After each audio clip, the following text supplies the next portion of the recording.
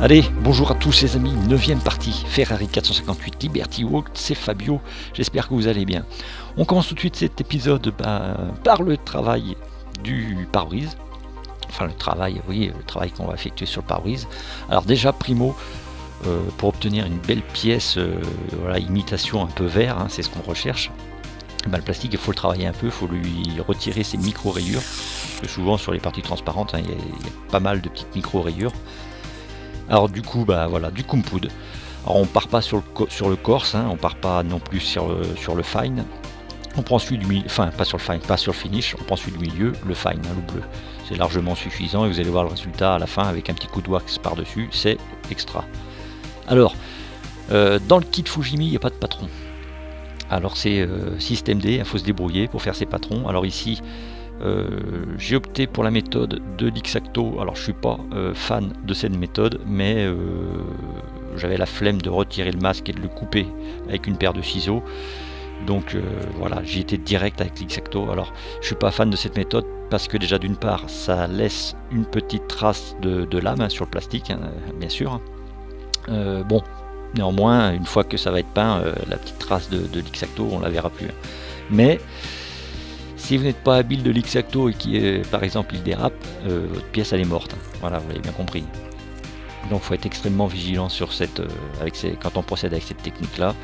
Il faut aller tout doux et puis il faut surtout pas déraper. Voilà. C'est one shot, on n'a pas le droit à un deuxième essai. Donc j'ai fait le même principe sur les fenêtres latérales. Je mets du relief de la pièce, je trace avec une petite mine de crayon de bois très fine, vous voyez, histoire de me guider pendant le traçage avec l'X-Acto, histoire de voir à peu près où je vais.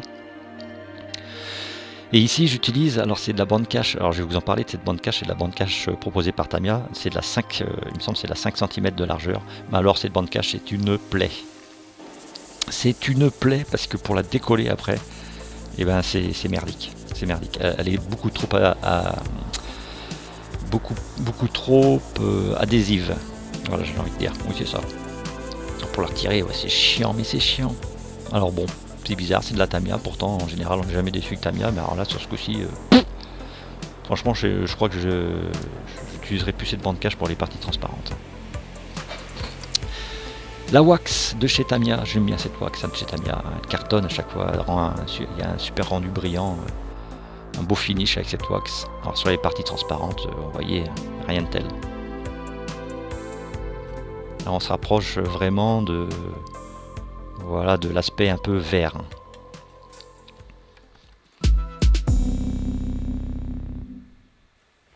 On passe maintenant au vernis de la carrosserie, moment le plus important du montage d'une maquette, le vernis. Si le vernis est foiré, la maquette est foirée. Alors ici j'y vais avec du Mr. Hobby.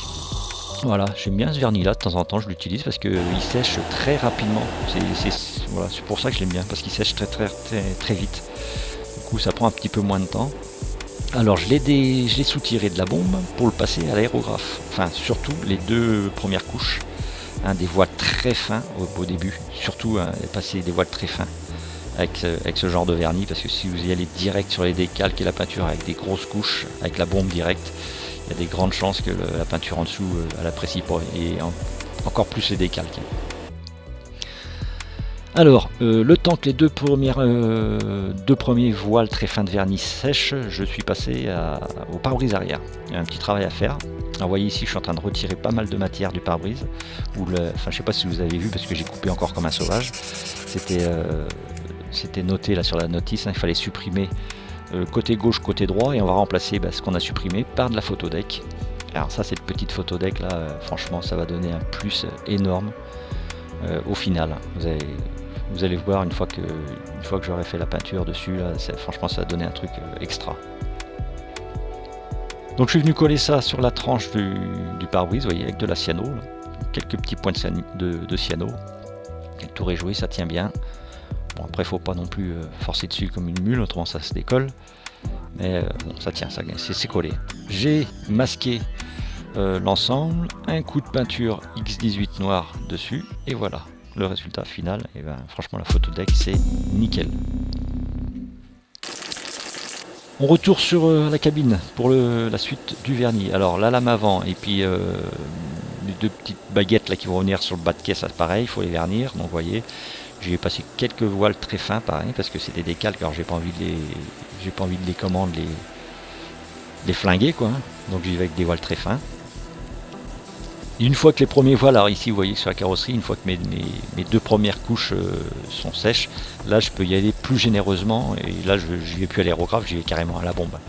Là maintenant ce que je recherche c'est d'avoir une couche, je vais pas dire épaisse parce qu'il faut jamais mettre de couches trop épaisses avec ce genre de vernis, hein, parce qu'ils sont bourrés de solvant les vernis en bombe. De toute façon c'est simple, hein, si à un moment donné vous voyez une coulure avec ce genre de vernis, si vous arrivez à la coulure, c'est que vous avez vraiment trop forcé quoi. Et en général, quand il y a coulure, il y a danger énorme que votre peinture en dessous elle cloque. Voilà, parce que ça va être une grosse dose où il y a la coulure, il va y avoir une grosse dose de vernis, il va y avoir une accumulation de solvant énorme et ça risque de flaguer votre peinture et le décalque encore plus quoi. Alors, on en met une bonne couche, mais pas non plus énorme, mais il y a compris. Voilà. Donc on laisse sécher et je passe à la... Alors ici on a une partie, alors je sais pas comment on peut appeler ça, je sais pas trop comment ça s'appelle, ça va venir se mettre dans le nez de la voiture, hein. Ça doit être des prises d'air hein, pour les radiateurs, enfin des aérations.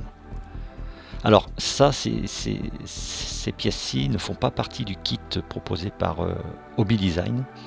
C'est des kits qui sont dans le kit original hein, proposé par Fujimi. Hein.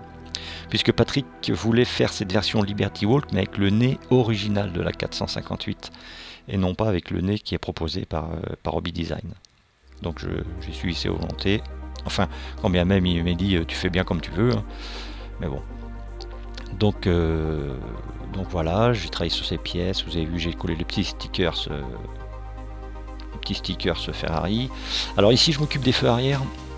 Et je vais ajouter des petites pastilles de barre métal tout simplement puisque le centre des feux étant en argent, hein, c'est ce qu'on nous dit, ce sont sur la notice, le centre est à peindre en argent et dans la réalité c'est comme ça aussi, donc voilà. Alors, au lieu d'aller avec de la peinture, vous voyez un petit peu de barre métal. Alors pour me servir de guide pour faire mes ronds, mes pastilles, j'ai utilisé une planche de photo deck avec des petits cercles, donc c'était très bien pour me servir de guide. J'ai pris ce que j'avais sous la main. Et ici du X27, hein, le rouge translucide, très grand classique de chez Tamiya, une des meilleures peintures translucides je trouve. En plus vous voyez ça s'applique très bien au pinceau, pas besoin de sortir l'aérographe. Et je vous montrerai ça par contre le résultat final hein, des feux dans le prochain épisode. Là il faut que le temps que la peinture sèche.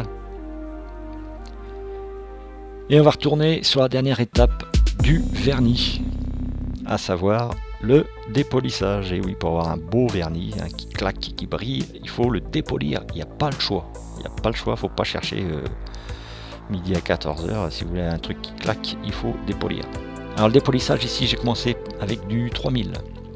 Alors j'ai des petites pastilles, alors ne cherchez pas où est-ce que vous pouvez acheter ça, puisque c'est Ludovic Dumont, un abonné qui m'a envoyé un petit peu de matos. Il est peintre carrossier de métier, donc il m'a envoyé un petit paquet avec tout plein de petits trucs bien sympathiques et ces petites pastilles P3000, elles marchent du feu de Dieu, parce qu'elles poncent super bien sans trop faire de rayures profondes. Franchement, elles sont géniales ces petites pastilles. Après, à voir avec lui si on peut, si c'est possible d'acheter ces pastilles pour les particuliers, hein, si c'est possible, franchement, voilà, si Ludo tu passes par là, mets-nous un lien. Je pense que ça fera plaisir aux abonnés de la chaîne de se procurer ces petites pastilles qui fonctionnent super bien. Je continue, je perds pas le fil de la vidéo. Alors, process ensuite, le process c'est du 6000 et du 8000, du papier l'autre chez Mr. Hobby. Vous avez vu le résultat, hein, même une fois le 8000 passé, ça brille déjà. On finit le dépolissage avec les pâtes à polir, les 3 compoutes proposées par Gravity, le Corse qui lui va faire une part énorme du boulot, vous voyez déjà comment ça brille. Ensuite le jaune, c'est le fine, c'est le médium, c'est le bleu de chez Tamiya en gros. Voilà. Alors vous voyez, j'applique avec mon doigt hein, la pâte. Hop, il y en a un peu trop, j'en fous dans le pot, et là pas de soucis. Les petites têtes à polir là, pareil, qui sont proposées par Gravity Colors. Alors je mets ça sous mon outil rotatif à 5000 tours minute. Alors là je suis hors cadre, voilà, bon, comme d'hab, hein. Tellement pris dans mon truc que j'oublie qu'il y a la caméra au-dessus. Donc là c'est le finish, le bleu. Et on finit par de la wax de chez Tamiya. Et voilà le résultat, vous voyez, ça brille, ça claque, c'est beau. Je vous montrerai ça plus en détail quand j'aurai terminé dans la prochaine vidéo. Merci à tous les amis d'être passés par là. Un grand merci pour votre fidélité, votre soutien à tous sur Tipeee. Je vous donne rendez-vous pour la 10e partie de cette série. En attendant, portez-vous bien. Comme d'habitude, je vous dis tchou, je fais encore vite parce que je vais parler dans le noir. Bye.